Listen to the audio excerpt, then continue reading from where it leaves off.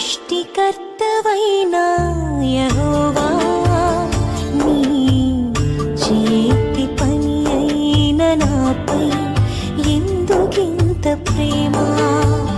మంటికి రూపమిచ్చినావు, మహిమలు స్థానమిచ్చినావు. నాలో నిన్ను చూసావు, నీలో నన్ను దాచావు. నిస్వార్థమైన నీ ప్రేమ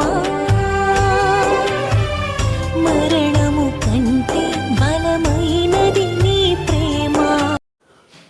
ప్రభు అయినటువంటి యేసుక్రీస్తు వారి పరిశుద్ధమైన నామంలో తండ్రి అయిన దేవాది దేవునికి నిత్యము స్తుతియు స్తోత్రములు, మహిమయు ఘనతయు ప్రభావములు యుగములు ప్రభునకే చెల్లునుగాక.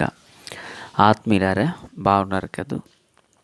దేవుని మహాకృపను బట్టి మరో పర్యాయము మనం ఎలాగున కలిసి దేవుని దైవవాక్యాన్ని ధ్యానం చేటుగాను దేవుడు అనుగ్రహించిన ఈ మంచి తరుణమునకై మనము ప్రభువుని ఎంతగానో స్తుతించే బద్దులమునై ఉన్నాం. దేవుని మహాకృప వలన గడిచినటువంటి మంగళవారం దినమున కూడా మందిరమందు పని జరిగింది. ఈ దినాన కూడా చేయటకు ఇష్టపడుచున్నారు. దేవుడు తన పని అంతటిని ఆశీర్వాదకరంగా జరిగించాలని ప్రార్థించండి. ఇప్పటికే అనేక మంది ప్రార్థన చేస్తూ వస్తున్నారు. అందరకు నిండు మనసుతో వందనములు తెలియపరచుచున్నాను. సంతోషం.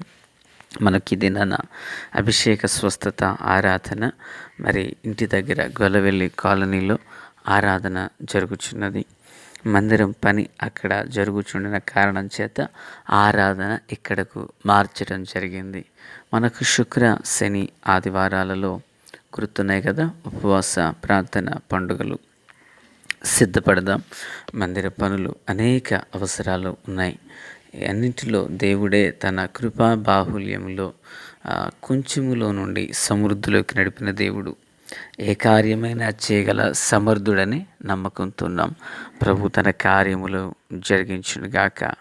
ప్రియులారా, నేటి దిన వాక్య ధ్యానమై ఆదికాండము 20వ అధ్యాయము 1-2 వచనములను జ్ఞాపకం చేసుకునేదము. అక్కడ నుండి అబ్రహాము దక్షిణ దేశమునకు వెళ్ళిపోయి కాదేశుకును షూరుకును మధ్యప్రదేశములో నివసించి గెరారులో కొన్నాళ్ళుండెను.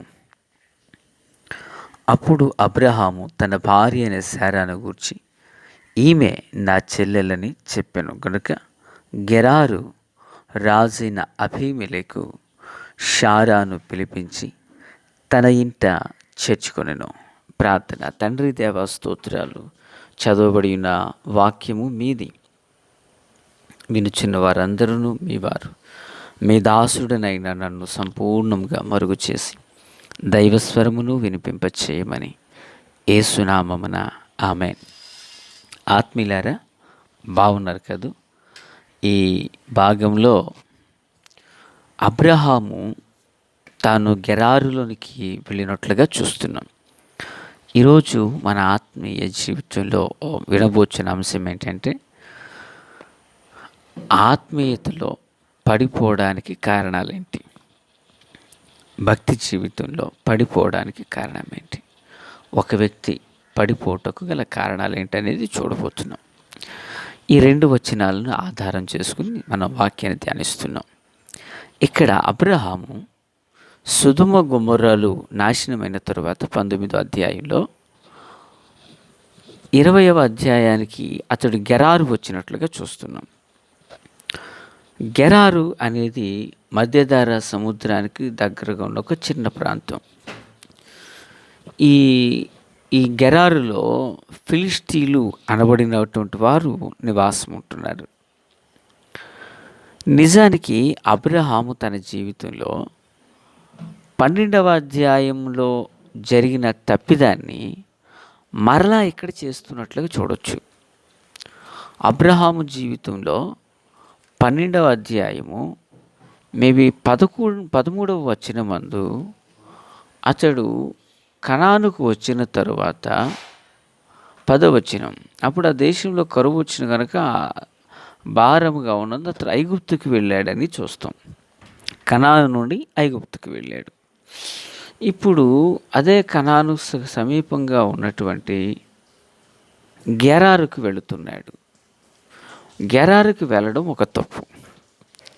ఇక గెరారుకు వెళ్ళిన తర్వాత ఆ గెరారులో అబీమెలెకు ఉన్నాడు. ఇప్పుడు ఐగుప్తును పాలించిన రాజును ఫరో అని ఎలా అంటారో, గెరారును పాలించినటువంటి వ్యక్తిని అబీమెలెకు అంటారు. అదొక బిరుదము.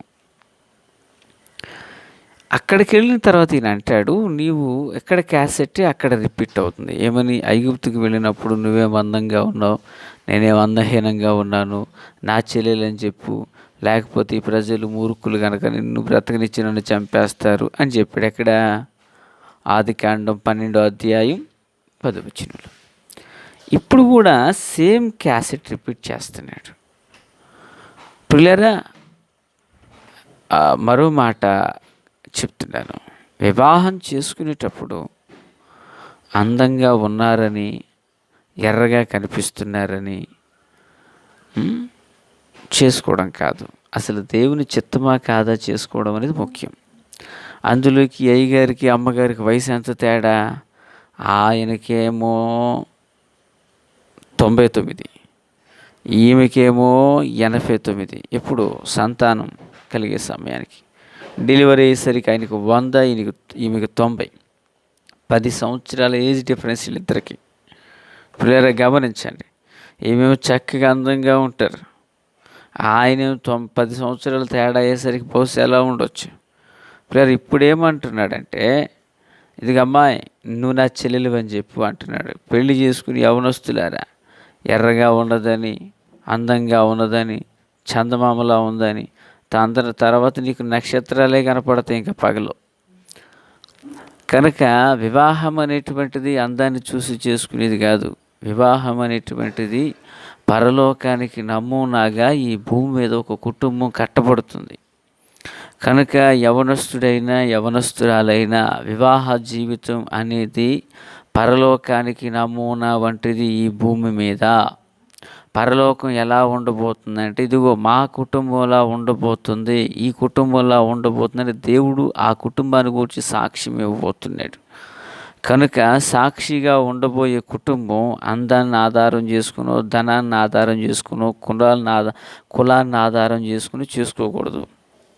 దేవుని చిత్తాన్ని కనిపెట్టి ప్రభు ఉద్దేశంలో ఆ వివాహం జరగాలి.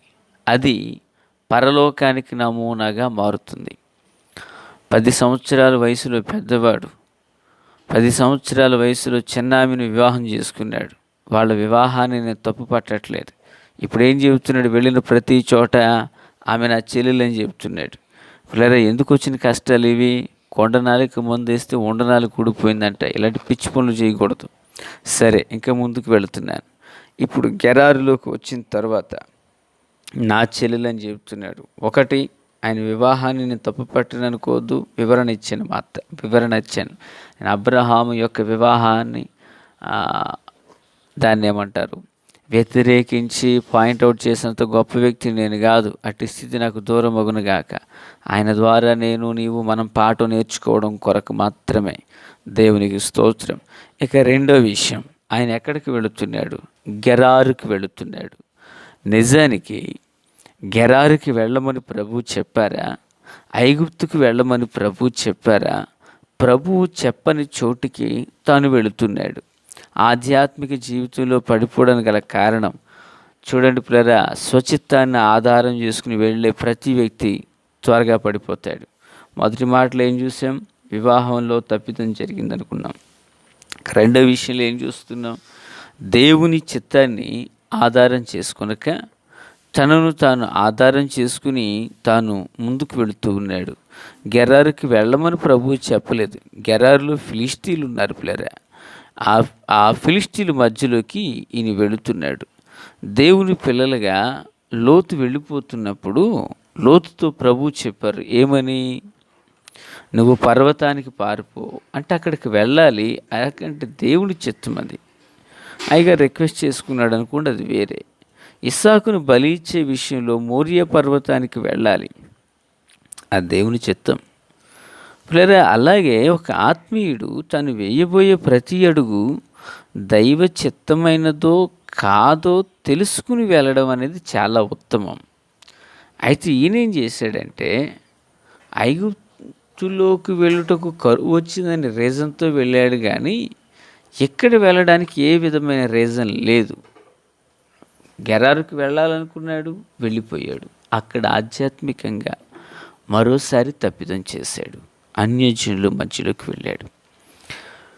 ఇక మూడో విషయం, వెళ్ళిన తర్వాత మరలా క్యాసెట్ రిపీట్ చేస్తున్నాడు. ఏమని? నువ్వు నా చెల్లెలని చెప్పు అని అంటున్నాడు. ప్రియులారా, దేవుని చిత్తము లేని స్థలాలకు వెళ్ళుట వలన తాను మరల అబద్ధం చెప్పవలసి వస్తుంది. తాను చెప్పడమే కాదు, తన భార్య చేత కూడా చెప్పిస్తున్నాడు.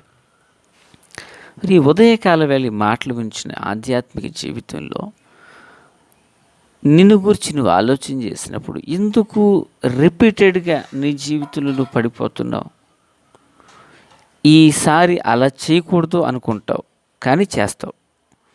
ఈ మాట పలకకూడదు అనుకుంటావు, కానీ పలికేస్తావు. ఇక ఈసారి నీ జాగ్రత్త పడాలి అనుకుంటావు, పడిపోతున్నావు. గల కారణం ఏంటో తెలుసా? ఎవరో వచ్చి నిన్ను గెంటట్లేదు, పరిస్థితులను నడిపించడం కాదు విషయం. నువ్వు దేవుని చిత్తాన్ని తెలుసుకోకుండా వెళ్ళడమే, దేవుని వాక్యానికి భిన్నంగా నడవడమే నీ జీవితంలో పడిపోవడానికి కారణం.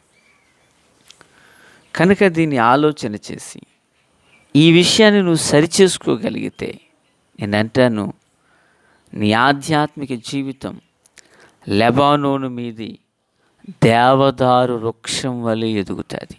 ఆమేన్.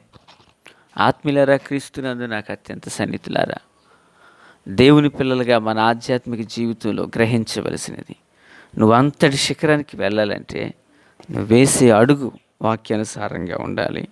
వెళ్ళే ప్రతి స్థలము, చేయు కార్యము దేవుని చిత్తములో ఉండాలా. అలాగున చేసి ప్రభు కృప పొందుదుము గాక. తండ్రి దేవా స్తోత్రం. చదవబడిన వాక్యం మీది, వినుచున్న వారందరూ మీ వారు. మీ దాసుడనైన నన్ను మరుగు చేసి దైవస్వరమును వినిపింపచేయమని, రాకడ కొరకు రాజ్యం కొరకు సిద్ధం చేయమని, సియోనులోని మీ హస్తాన్ని చాపమని యేసు నామమున ఆమేన్. Praise the lord.